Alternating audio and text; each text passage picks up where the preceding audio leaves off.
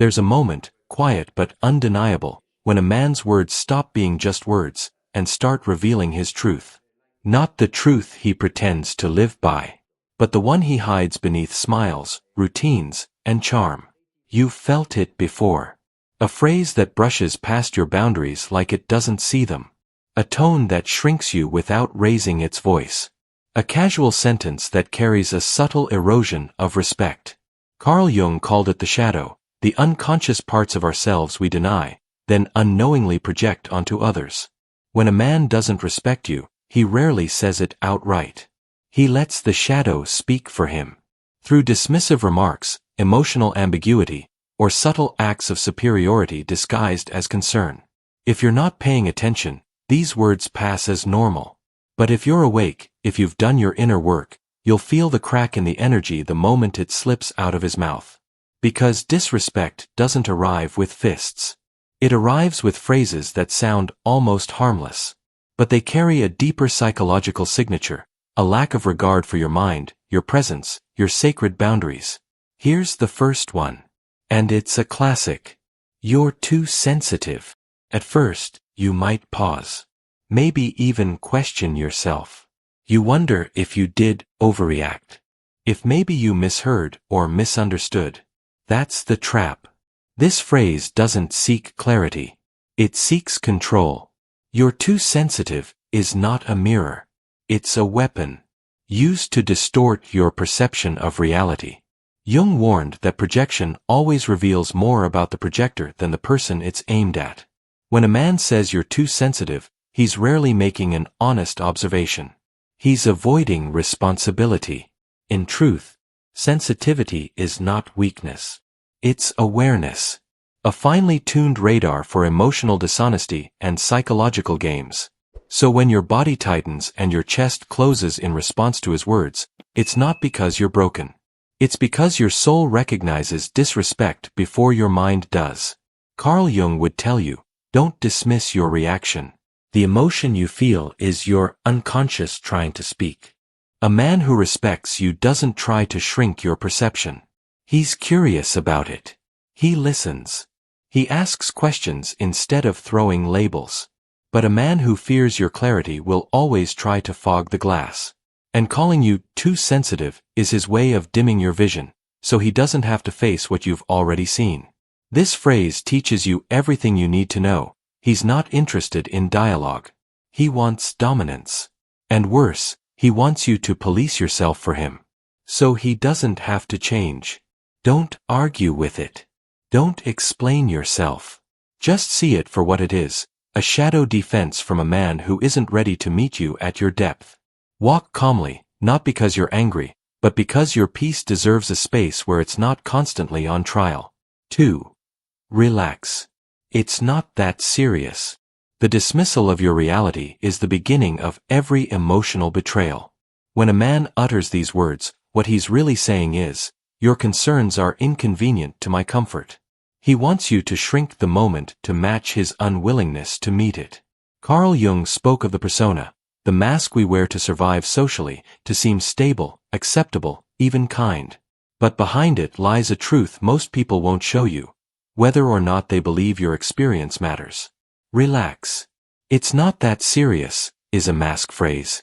It's what he says when he wants to avoid discomfort without looking like he's avoiding anything.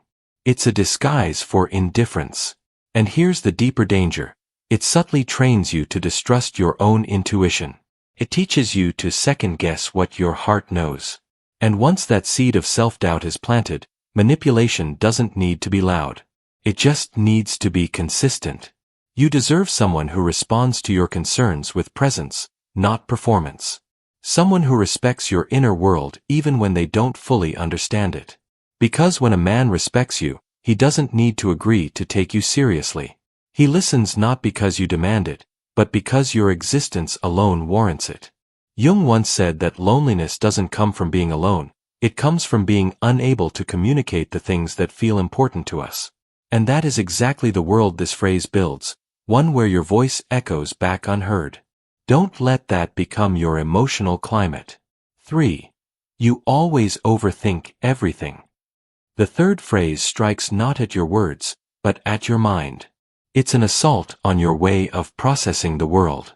You always overthink everything. Sounds like frustration, but it's often a subtle rejection of your intelligence, of your complexity, of your need to understand what you feel. Jung believed that women, especially those in touch with their anima, their inner soul energy, possess an intuitive wisdom the modern world often dismisses. And many men, instead of rising to meet that depth, mock it, or label it, or tell you it's too much. But your overthinking, as they call it, is not a flaw. It's the brain trying to translate the language of the soul. You're not overthinking. You're trying to stay conscious in a relationship that is slipping into unconscious patterns. And instead of joining you in that effort, he shuts it down with a sentence that blames the symptoms on you, instead of asking what caused them in the first place. You don't need a man who mocks your depth. You need one who swims with you in it. Because the truth is, overthinking is often your intuition knocking on the door. Not to confuse you, but to awaken you. The question is, will you listen to it? Or will you let someone else tell you that your wisdom is a flaw? 4.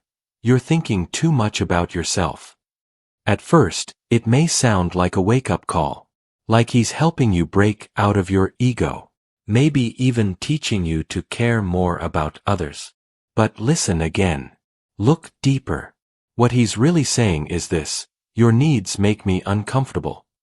Carl Jung taught that when a person has not faced their own shadow, their repressed fears, wounds, and insecurities, they unconsciously attack those who embody what they haven't integrated. If a man hasn't made peace with his own needs, he will ridicule yours. If he lacks emotional depth, he will shame yours. And if he fears self-awareness, he will call it selfishness when you practice it. Your thinking too much about yourself becomes a tool, a way to silence your introspection, to guilt you into collapsing your boundaries. And over time, it works. You start second-guessing your healing. You begin prioritizing his comfort over your inner truth. And one day, you no longer ask, "What do I need?" You only ask, "How do I keep him happy?" That's not growth. That's self-erasure. Jung understood this dynamic well. He called it projection with moral pressure. The wounded masculine, unable to meet a woman in her fullness, accuses her of selfishness to keep the spotlight off his own emptiness. But you're not selfish for thinking of yourself. You are self-aware. There's a difference. And you don't owe anyone an apology for doing the sacred work of becoming whole. The woman who knows herself will always seem too much to the man who hasn't met himself. Don't shrink for someone who mistakes your clarity for narcissism. There's a world of difference between narcissism and sovereignty, and the man who loves you won't be threatened by the latter. 5. You're just being dramatic. These words don't just minimize your emotions. They rewrite the story entirely. Suddenly, you're not expressing something valid, you're performing. You're not communicating pain, you're making a scene. And that's the cruelty of it. Because now, he's not just disagreeing with you, he's questioning your sanity. Dismissing your entire emotional experience as fiction, as exaggeration, as noise. This phrase is a psychological scalpel. It doesn't just hurt. It makes you doubt your right to hurt. Jung would call this the shadow of emotional repression.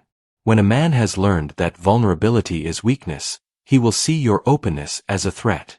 And to defend against that threat, he will shame your emotion into silence. You're just being dramatic is not a request for peace. It's a demand for compliance. It's his way of saying, feel less, so I don't have to feel anything at all. But here's what you need to remember. Emotion is not the enemy. Manipulation is. And most women are called dramatic not because they feel too much, but because they see too clearly. They feel the gap between words and energy. They pick up on emotional dishonesty before it surfaces. And that truth scares men who live behind masks. So they call it drama. But drama is not the act of feeling. It's the act of pretending. And the only one pretending in this scenario is him. You don't need to defend your tears or hide your anger. or tiptoe around your truth. Your emotions are messengers, protectors, guides. They don't exist to please him. They exist to keep you aligned. Jung once said, "Until you make the unconscious conscious, it will direct your life and you will call it fate." And that is exactly what happens when you stay silent in the face of these phrases. You begin to think his emotional suppression is your flaw. You begin to believe his inability to listen is your inability to express. And slowly, without noticing, his shadow becomes your burden. So the next time a man calls you dramatic, take a breath. Step back. And ask yourself, am I really overreacting, or am I reacting to something he refuses to own? Because clarity often looks like chaos to someone who benefits from your confusion. Carl Jung believed that the soul whispers long before it screams. And in relationships, that whisper is often a phrase. A small sentence that doesn't sit right. A strange twist in the tone. A flicker in the eye that says, "I don't fully see you." But you are not here to be partially seen. You are not here to edit yourself for someone else's comfort. You are here to be whole. And when a man cannot respect your wholeness, your boundaries, your feelings, your self-awareness, he will resort to these subtle cuts. Phrases that sound innocent, but bleed you dry over time. Your work is not to argue. Your work is to notice. To notice when the dynamic shifts from connection to control. From truth to performance. From love to guilt. The moment you hear these phrases, you're not overreacting. You're remembering. And that memory is your power. 6. You always make everything about you. This phrase carries venom wrapped in reason. It's said in moments when you're vulnerable. When you've tried to explain how something made you feel. When you've opened a wound, not to blame, but to be understood. And then suddenly, it's turned back on you. You're the one making it about yourself. You're the one with the ego. You're the one turning everything into an issue. But pause. Look deeper. Carl Jung would say this is projection in its purest form. What the man cannot face in himself, his guilt, his emotional distance, his inability to meet you, he throws at you. You always make everything about you, is a clever form of reversal. A psychological trick that shifts the blame while keeping the illusion of logic. But what he's really doing is rejecting your humanity. Because what is a relationship if not the mutual sharing of inner life? If he cannot hold space for your pain without turning it into an accusation, he's not listening. He's defending himself from the truth. And that truth is simple. Something you said made him uncomfortable with himself. But instead of facing that, he moves the spotlight onto you. Onto your supposed self-centeredness.